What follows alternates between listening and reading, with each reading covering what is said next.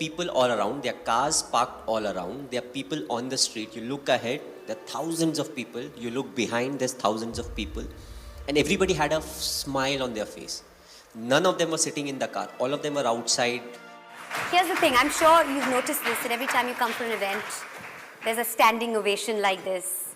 It's, you are referred to very often as a legend. How does that feel? That's a priceless feeling in itself, isn't it? Well, it feels very old to start off because to be called a legend, first of all, I don't believe I'm a legend, but to be called a legend, which means you have spent a lot of time on the field, whether, depending on whichever stream you come from, whether you are from Bollywood, whether you're from cricket or any other sport, or business, banking, any sector. There's a survey where the results revealed that you are the second most admired man in India. Second to whom? Second to our Prime Minister. Well, I think I can stand in election now. I think if I ever want to get into politics, I'll have to really study a lot, do a lot of changes, and then maybe I'll be able to adapt. But it's a big thing to be admired by so many people, and thanks to cricket. If I was not playing cricket, I don't think there'll be so many people who would be admiring me. And a lot of times people say, "Oh, you are very lucky." I love when people say that, and I just tell them, it's not like I am lucky. It's just that the number of people I meet and the connect that I have with the people, they are the ones who pray for me. And that's why I'm so lucky. It's not like I was born lucky, but over the years it has happened that whenever there's a 50-50 scenario, more often than not, it turns in the favor of us, whether it's me as an individual or as a team. So, being lucky is important, but at the same time, I think the admiration and it's something, you feel a lot more satisfied looking at, the kind of ovation you get wherever you go and the kind of love and affection that people show towards you. We'll talk about luck in just a minute, but I'm going to make a prediction here. It is going to happen. I see it. MS Dhoni, Prime Minister of the country, couple of years from now, that is a possibility. I really believe. And then when this happens, you said Mandira Bedi predicted it, okay? Sitting on stage talking to Dhoni. But I think that's more pressure than, trying to win a World Cup. You don't take pressure. Imagine especially with the banking sector and everyone, the GDP is going down, the financial deficit is happening, export, import, all that thing. We are a big country. The number of people, that in itself is a big challenge. We talk about, local trains or buses or roads, but we are just too big, and it will take time, for us to become what some of the other countries are. But I always felt till your intention is right and you're moving forward thinking that this is what is good for the country or the state, that is the right decision.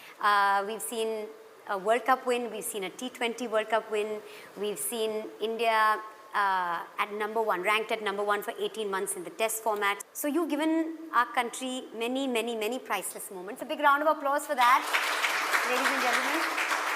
But what would you say is your priceless moment as far as the cricketing career is concerned, A as captain and B as player?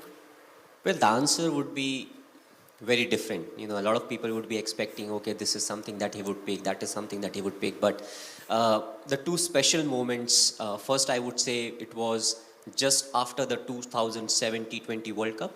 We landed in Mumbai. So for a lot of us, we were part of the team that went to England. And from England, we got selected and we went to South Africa for the T20 World Cup. So we won, we were coming back, and that day it was very cloudy and it was raining. So we started our descent, we were about to land, and I look outside, I'm like, you know what, it's raining, there would be nobody to receive us. We shall book all our flights and we'll go back to our respective cities because we have been out for so long. So we land, and even before immigration, there were like loads of people to receive us. And I still remember, we were in a double-decker bus. It was an open-top bus. No one can forget that experience. Raining, cloudy. Yes, and it took us literally 5 hours from the airport to the Wankhede Stadium. We all got wet. We were in the bus. We dried up somehow. We again got wet because in between again it was raining. So it happened like twice or thrice. And then the most memorable moment came. So what is called the Queen's Necklace. We are right in the center. There are people all around. There are cars parked all around. There are people on the street. You look ahead, there are thousands of people. You look behind, there's thousands of people. And everybody had a smile on their face. None of them were sitting in the car. All of them were outside. They were having their cameras. They had that smile. They were clicking pictures. I don't know how many of them actually missed their flights or were very late for work. It was not late. It would have been very late for work. But that's what it meant to them. You know, we were thinking, okay, we'll go back home. And then the kind of response we got. And also, we don't really have anything to compare it to. Because 2011 we won, but there was no celebration like that. Like this.